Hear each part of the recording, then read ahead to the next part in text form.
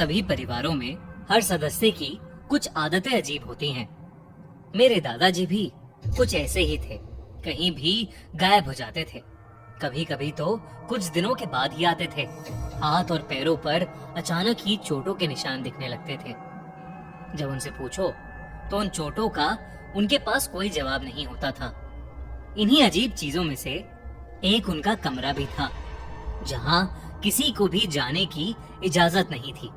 यहाँ तक कि वो वहाँ की सफाई भी खुद ही करते थे। एक दिन बचपन में खेलते वक्त मुझे उस कमरे से अजीब सी आवाजें आ रही थी।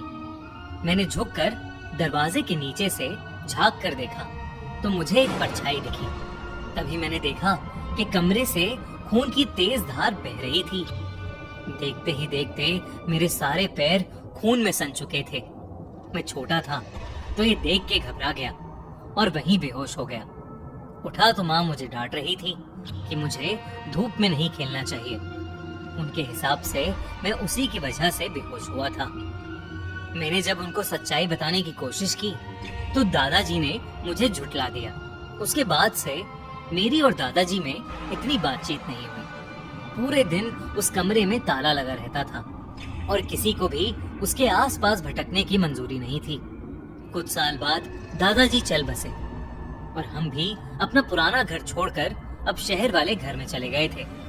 सब कुछ ठीक चल रहा था।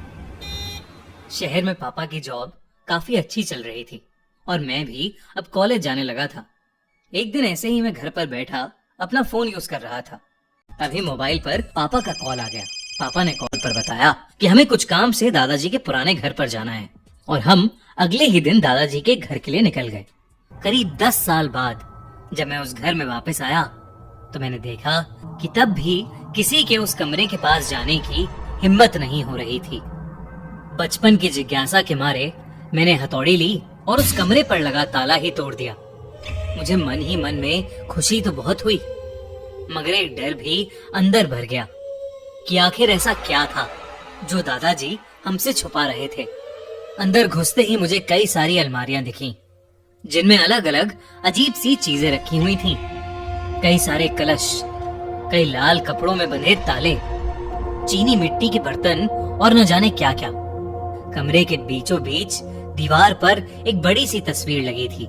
वो तस्वीर एक घर की थी जो नदी के किनारे बसा था। इतनी खूबसूरत तस्वीर को बंद कमरे में नहीं होना चाहिए था, तो मैं उस तस्वीर को वहां से उतार कर बाहर हॉल में ले आया और कमरे को खुला रहने दिया। लेकिन उस रात जब मैं सोया तो मेरी नींद एक बड़ी सी नदी के बीचों बीच खुली। मैं वहां कैसे पहुंचा ये सोचने का समय ही नहीं था, क्योंकि पानी का बहाव इतना था कि मैं अचानक से डूब रहा था। जैसे तैसे बच बचा के मैं किनारे तक आया तो हैरत ये हुई कि वहां वही घर था जो दादाजी के कमरे वाली तस्वीर में था। ये देखकर मानो मेरे पैरों तले जमीन ही खिसक गई। मगर दिल तब दहला जब मैंने थोड़ा दूर देखने की कोशिश की। वो घर बिल्कुल मेरे पुराने घर जैसा ही था, जिसके हॉल में मैं अभी कुछ देर पहले सो रहा था। ये सब बस एक बुरे सपने की जैसा लग रहा था, जिसे तोड़ने के लिए मैं अपने घर की तरफ भागा। हांफते हुए जब मैं उस घर के नजदीक पहुंचा तो एक गहरी सांस भरते हुए मैंने आंखें बंद कर ली, इस उम्मीद में कि शायद ये भयानक सपना खत्म हो जाएगा। लेकिन तभी किसी भारी चीज से मुझ पर किसी ने हमला कर दिया। मैं जमीन पर गिर गया। जब मेरी आंख खुली तो मैं घर के अंदर था। मैंने चारों ओर देखा तो कई सारे लैंप्स, झूमर दिखाई दी जो जंग खाए कई सालों से बंद पड़े थे। ग्राउंड फ्लोर पर कोई और कमरा नहीं था, बस सामने की ओर सीढ़ियां।